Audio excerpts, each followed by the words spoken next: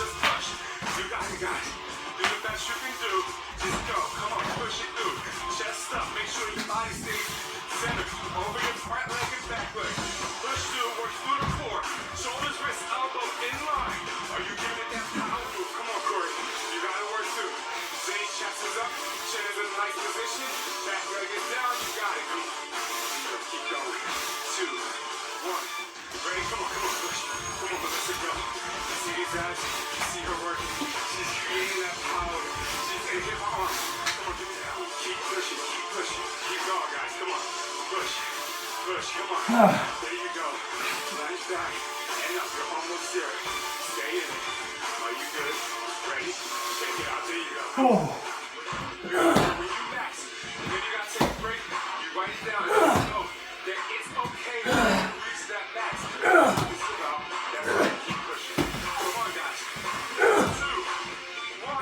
So, day 4, Tabata Power again. I lasted just 2 seconds longer than I did the first time, but I did more of the exercises because the first time I had to watch each exercise for the first, really small part of it to kind of get into it. This time I didn't have to watch as much. It was like, he calls out the exercise and I'm like, oh yeah, this one, and I'm right into it. So I did a little bit more of the exercises, but again, the sweat's pouring off of me.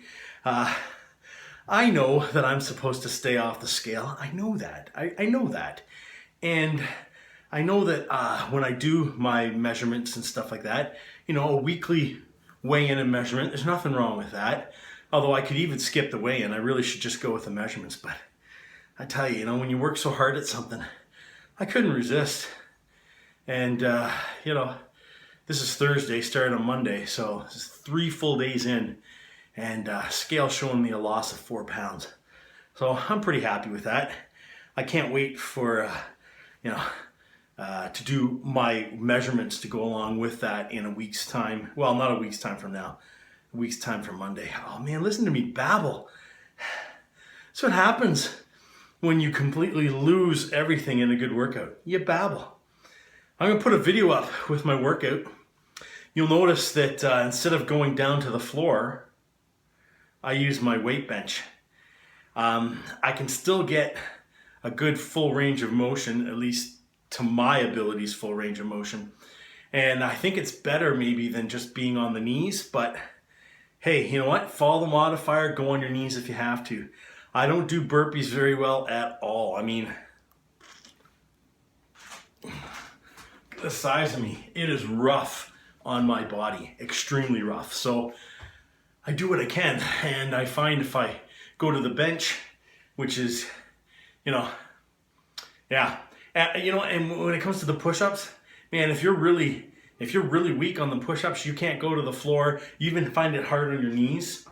Stand up straight, face a wall, put your arms out, and touch the wall with your arms, and just, get your weight in and out that way as well.